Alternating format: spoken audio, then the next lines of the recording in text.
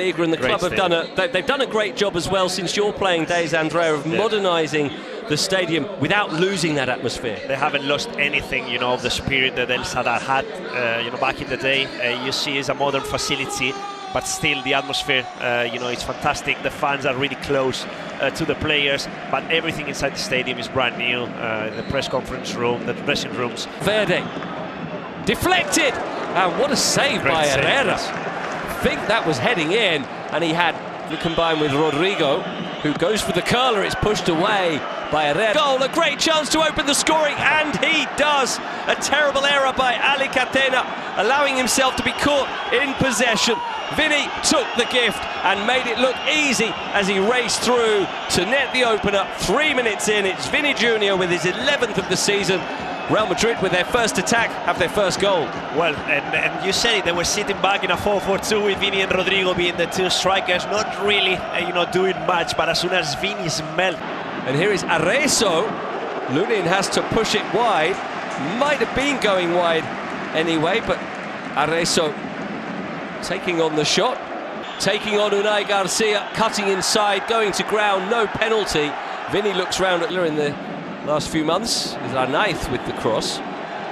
He stays down after being challenged by Rudiger. On a play to the far post, back across goal, and it's an equaliser for Ante Budimir. What a start to this game. Real Madrid couldn't deal with the corner, and when it came back across goal, Osasuna would have chosen nobody else. Arnaiz still going and taking on the shot as he outside him. Vinny going for goal himself, and not too far away. Just past the far post, went for the corner. And defended at the near post. It comes out though for the inside, and Dani Carvajal there you go. Fires it in, and they're back in front. What a move that was. Valverde breaking into the area, Carvajal breaking into the area in that space, exactly as you said it, Andrea. Uncanny between the left back and the central defender. Yeah, absolutely. And I think that Carvajal surprised everyone, because Mojica for 5 minutes cleared as far as Valverde here. Arnaiz going for goal in the middle. What a ball. It's a good cross. Budimir attacking it. He's asking for a handball as it comes off Mendy. Corner's being given. Very brave here, pushing high up the field with a race, racing into the area to the byline and just overrunning it. Behind it goes for a goal kick. Yeah, as you were saying that, I was thinking of Vinny, who's able to turn towards Mojica. Carvajal does the main target. To speak to Mbappe as well in certain situations. So there are, you know, those fine margins, and the balance can be lost. And I think that Toni Kroos is vital on that role. There's the late challenge by expanded Champions League as well. So more games coming into the mix, and clubs like Real Madrid who want to challenge. Brahim taking it on, but the offside flag going up. Yeah, I think that first touch from Rodrigo. On a hat-trick, and he can't find it. He sends it beyond the far post, but again, long ball over the top. Yeah, that's bad. Oh, lovely touch. He can shoot, he can score, and out of nowhere, Real Madrid have a 3-1 lead. Brahim Diaz taking advantage of the flick on. A lovely first touch, kept the ball in his stride, and then a very cool finish. And the stock of Brahim Diaz keeps on rising and rising. His 5th goal of the season, beautifully put away, and it's a 2-goal cushion for Real Madrid. Obviously, this is the problem against a team like this. Osasuna, they try to be braver, they go up and press. It's a long ball. Valverde wins that duel. This is where you have to win those situations. I think it's Catena who gets there a little bit late, and then Brahim delivered deep to the edge of the area for Van. Looks for Modric, is through, and he'll stroke it in. His 2nd of the game, and a masterful finish from Vinny Jr. Brilliant move again, sparked by Rudiger, playing the ball out from defence as he has done many times today. Touched on by Valverde. The rest was Vinny Jr., and it was delightful. Yeah, absolutely delightful. Look at the way he just waits for the right moment to just clip a ball slightly over Sergio Herrera. Vinny Jr.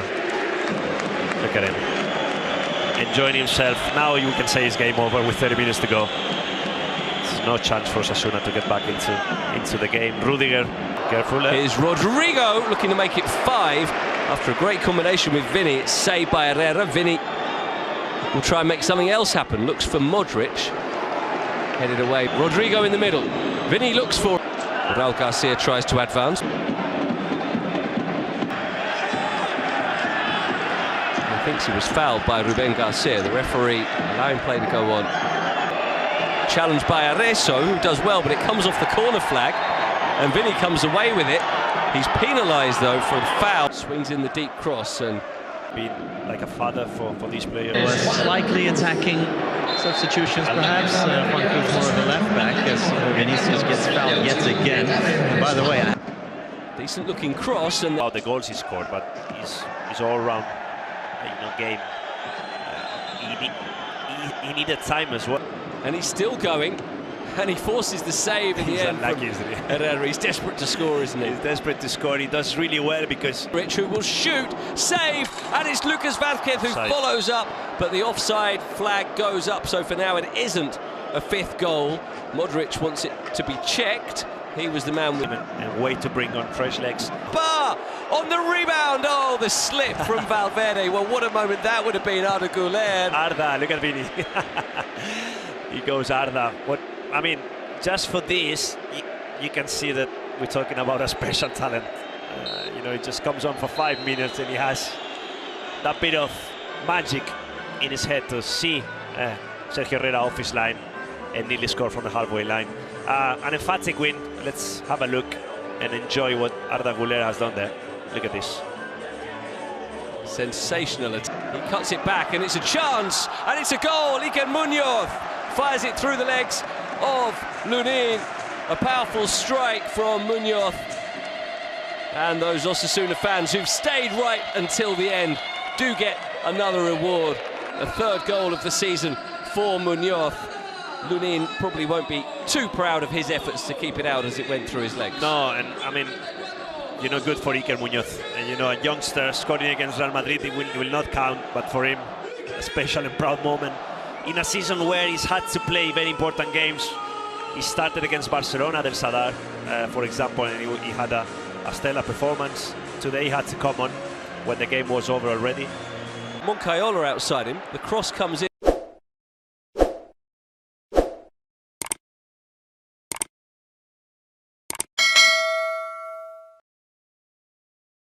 In a small, forgotten town, there existed a house that no one dared to enter. This house, cloaked in layers of dust and mystery, had a sinister reputation, all centered around a single old doll. The doll, with porcelain skin and piercing blue eyes, had an aura that made the bravest souls tremble. Children whispered tales of its glowing smile appearing in the darkness, watching, waiting. Just one look, they said, and you would never be the same again. The legend began many years ago when the house's original owner, an eccentric toy maker, gifted his daughter the doll. The girl, with her golden curls and innocent laughter, adored the delicate figure. But soon the laughter turned to screams and the joy to silence.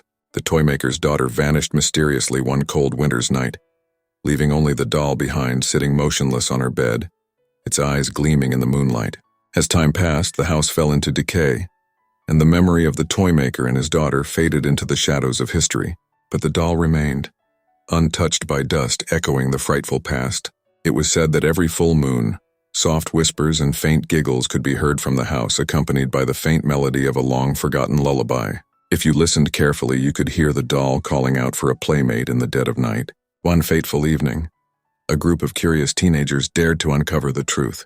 Armed with flashlights and bravado, they ventured into the eerie house. The air inside was thick with the weight of untold stories, and the darkness seemed to claw at their very souls. They followed the faint sound of the lullaby, their hearts pounding in unison, leading them to a room at the end of a long corridor. There, bathed in the silvery glow of the moonlight, sat the doll, seemingly waiting for them. As they approached, a chilling breeze swept through the room, extinguishing their flashlights. Panic surged as the doll's eyes flickered to life, its painted smile widening unnaturally. Shadows danced on the walls, whispering secrets of the past. The teenagers tried to retreat, but their feet seemed glued to the floor. The once lifeless doll began to move, standing slowly, and with each step it took, the air grew denser with fear. They realized too late that they had awakened something malevolent. With a scream, one of them managed to break free, pulling the others with him. They stumbled out of the house, leaving the doll behind. To this day, the house remains uninhabited. A grim reminder of the night the doll almost claimed new victims. People still speak of it in hushed tones, and the bravest of hearts tremble at the mere thought of what lurks within those walls. The haunting of the doll lives on, an eternal tale of horror and mystery.